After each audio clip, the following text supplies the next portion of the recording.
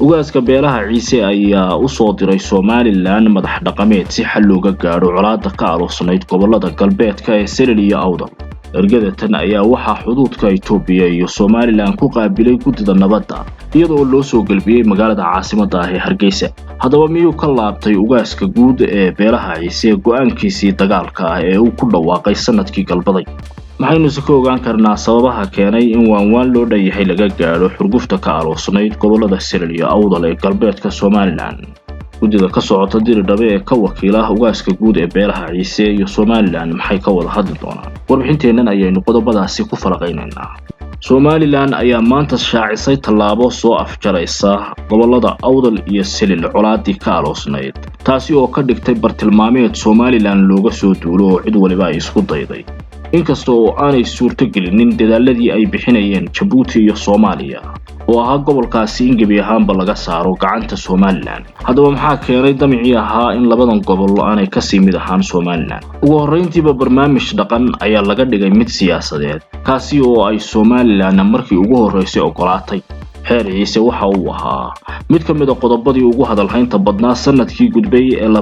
2025, waxaana uu keenay khasaare dhimasho iyo dhaawacba leh oo Somaliland ay martigelisay. labada beelood ee walaalaha ahaa oo qori dab leh la dhex dhigay ayaa ku kala fogaa aragtida ah in magaalada Saylac lagu qabto barnaamijka xeer ciise, iyadoo markii ay Somaliland ku dhawaaqday go'aankaasi mudaharaadyo iyo kacdoonno xooggan ay ka qarxeen magaalada Boorame ee xarunta gobolka Awdal. tallaabadaasina waxa ay ahayd tii laga dhaxlay khasaare dhimasho iyo dhaawacba leh, ilaa iyo markii dambe ay Somaliland ku khasbanaatay mar kale inay joojiso barnaamijka xeer ciise oo ay doonayeen beelaha ciise inay ku qabtaan magaalada Saylac ee xarunta gobolka Selil. qorshaha Djibouti iyo Soomaaliya ay lahaayeen iyo damaca qarsoon ayaa ahaa in Somaliland labada beelood ay la kala safato ama se mid dhinaca saarto si ay iyaguna uga faa'iideystaan ka kale. balse xukuumadda uu hogaaminayo madaxweyne Cabdiraxmaan Maxamed Cabdullaahi ayaa arrintaasi ka fogaatay, waxaana ay qaaday tallaabooyin isdaba joog ah oo lagaga fogaanayo labada deegaan ee reer Somaliland wada ah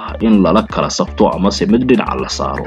iyadoo taasina ay noqotay damac ay ku guuldaraysteen gacmihii dabada ka riixayay oo ay ugu horreeyeen taliska waddanka Djibouti iyo Soomaaliya. ugaas Mustafa oo ah ugaaska guud ee beelaha ciise ayaa waxa uu qaatay isaguna go'aan qalafsan oo uu ugu dhawaaqay dagaal iyo inay difaacdaan deegaamadooda beelaha ciise. haddaba maxay yihiin caqabadaha ay soo taagay ficiladii la doonayay inay fulaan? xeer ciise oo ahaa barnaamij dhaqan balse la siyaasadeeyay ayaa la doonayay in lagu qabto magaalada Saylac ee xarunta gobolka Selil, isagoo oo siyaasadaysan deegaankaasina u aaminsan ama se u aqoonsan inuu Soomaaliya ka tirsan yahay. xilligaasi oo la doonayay dad siyaasad ahaan Somaliland ka soo horjeeda ciidamo tiro badan iyo tallaabooyin muujinaya guluf in la geliyo gobolkaasi kadibna uu sidaasi gacanta Somaliland kaga baxo. islaamaha ammaanka ayaa ka sii hordegay oo taasi fashiliyay, waana sababta ay u fuli waayeen damacyadii ay lahaayeen Ismaaciil Cumar Geelle iyo Soomaaliya. marxaladii labaadna waxa ay ahayd isku dayo dagaallo toos ah oo ka dhacay suuqdimaha Somaliland ay la leedahay Djibouti iyo waddanka Itoobiya, kuwaasi oo jabhado beelaysani ay iska caabiyeen. inkastoo ciidamada militariga ah ee Somaliland oo halkaasi ku sugnaa ay labada dhinac dhexdhexaad u ahaayeen, in muddo ayaana la isbaacsanayay deegaamada xuduudka oo buuraha la isu galay. inkastoo aanu dagaalkaasi khasaare badan dhalin, balse waxaa jiray dhimasho iyo dhaawac labada dhinac ay kala galeen. waxa ay noqon weyday dirirtaasina mid sii socon karta oo natiijo laga gaarayo marka la eego caqabadaha horyaalay oo ay koow ka ahayd in ciidamo tiro badan oo Somalilandari ay halkaasi ku sugnaayeen, kuwaasi oo militari ah suuqdimaha Somaliland fadhiyay ay la leedahay labadan waddan, taasi oo aanay ka suurtageli karin in ciidamo kale ay ka soo gudbaan halkaasi. sidoo kale dawladda Itoobiya ayaa iyaduna si weyn uga soo horjeesatay in labadan gobol ee isku xiga oo deris la ah waddankaasi qalalaasi la geliyo oo nabadgelyo darro ay ka dhacdo. qodobka saddexaad ayaa ahaa Somaliland oo diiday in labada deegaan ay la kala safato, balse dhexdhexaad u ahayd oo ciidamadeedu ay ku kala dhex jireen, taasi oo ay ku cadaadinayeen gacmaha doonayay in halkan uu guluf ka dhasho Somaliland. ugu dambeyn xogaha la helayo ayaa muujinaya in ugaaska beelaha ciise aragtidiisa wax badan iska bedeleen kadib markii uu guddi u soo diray Somaliland madax dhaqameed ah, taasi oo maanta soo gaadhay iyadoo guddida nabadda ee Somaliland ay kaga hortageen xuduudka Somaliland ay la leedahay waddanka Itoobiya. guddidaasi oo loo soo galbiyay caasimadda ayaa la filayaa in laga wada hadlo sidii waan kama dambaysa looga gaari lahaa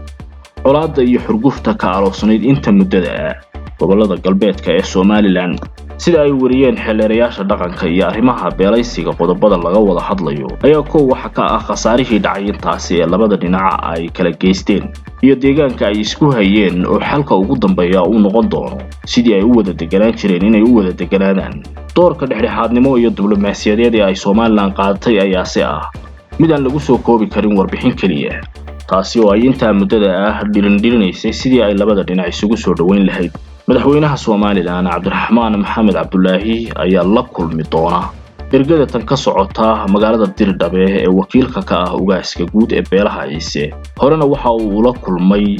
guddi ka socota golaha dhaqanka ee gobolka Awdal ilaa iyo ugaaska guud ee gobolkaasi talaabooyinkanina waxa ay hordhac u yihiin in la soo afjaro damac kasta oo ay doonayeen Soomaaliya iyo Djibouti xal iyo waan laga gaari doono wax kasta oo dhacay wixii wararka ka soo siyaadana waxa aynu ku soo qaadan doonaa warbixinaheena soo aadan